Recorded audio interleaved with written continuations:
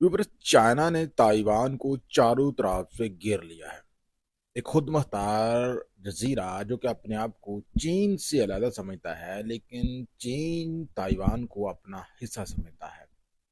चीन ने ताइवान के इर्द गिर्द अपनी तारीख की सबसे बड़ी फौजी मशकें जो है वो शुरू कर दी है, जिसमें चाइना की फजाइया हिस्सा ले रही है। इसके साथ साथ नेवी है, बड़ी फौज है, और उसके साथ साथ रॉकेट फोर्स है। यानी कि चारों जो मेन फोर्सेस है चाइनीज आर्मी की, वो इस ड्रिल्स में हिस्सा ले रही हैं। इन मशकों को जस्टिस मिशन 2025 का नाम दिया गया है चाइना की तरफ से, और वार्निंग दी गई है ताइवान के सेपरेटिस्ट को और उनके ब्रोनी आकाओं को जो कि आज़ादी की बात करते हैं।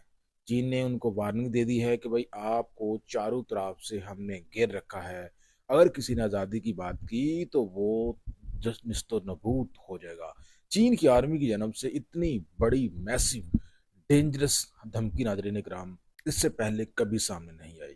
चीन की फौजी सरबराह की जानब से कहा गया है कि जो भी आज़ादी की बात करेगा वो तूफान से टकराएगा और वो तबाह बर्बाद हो जाएगा। और इसके साथ साथ चीन ने उसके जो ब्रोनी आका हैं ताइवान के, अब ब्रोनी आका कौन कौन से हैं आपको पता होना चाहिए। ब्रोनी आका है जिसका सबसे बड़ा अमेरिका, सेकेंडली है जापान, इसके अलावा है ऑस्ट्रेलिया, इसके अलावा है बरतानिया, लेकिन जो मेजर प्लेयर है इस गेम में वो अमेरिका है। और ये जो ब्रोनी आका है, नाजरीन इकराम, इन्हीं के इशारे के ऊपर ताइवान जो है वो आज़ादी की जब जब बात करता है चीन भड़क उठता है।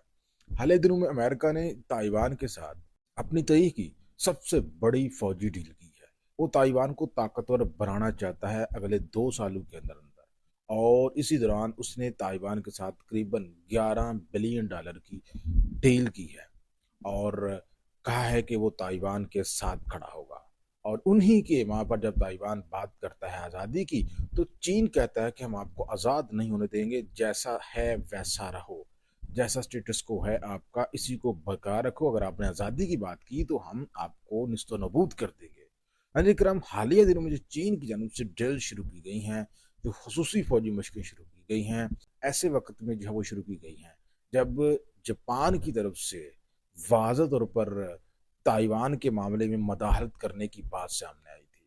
ताइवान के मामले को लेकर जापान की कम्युनिस्टर ने कहा था कि अगर चीन जो है वो ताइवान के मामले से पीछे नहीं हटता तो फिर जापान को मदाखलत करनी पड़ेगी। तो आपको याद होगा कि चीन ने जापानी जो फजाइया है उसके जो त्यारे हैं उनको लाग कर दिया था, जिसके बाद जापान जब वो हक्का बक्का रह गया था और जापान ने बाकायदा एहतजाज भी किया था। अमरीका, नाजरीन कराम, ताइवान को जदीद किस्म का असला जो है वो देने जा रहा है अगले 2 सालों में, और ताइवान को चीन के मुकाबले में जो है वो खड़ा करना चाहता है। और लेकिन चीन की जो कोशिश है वो ये है कि वो इससे पहले कि ताइवान जो है वो मजबूत हो जाए, वो उसको मजबूत होने से पहले ही जो है उसको गजब करने का, उसको हड़प करने का इरादा रखता है।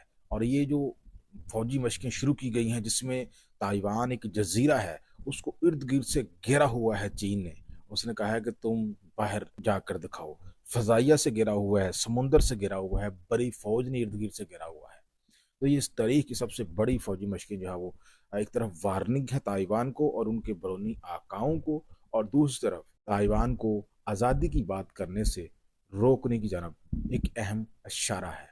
और ये अमेरिका की उस डील का रिस्पॉन्ड है जो अमेरिका ने ताइवान के साथ की है ताइवान को मजबूत बनाने के लिए। और जापान की जानब से जो मुदाखलत की बात की गई है, उसके बाद चीन की जानब से ये बड़ा कदम जो है वो सामने आया है। नाज़रीन इकराम, इस हवाले से मजीद अपडेट के लिए आप मेरे साथ रहिए और वीडियो को लाइक करना और मुझे फॉलो करना ना भूलें।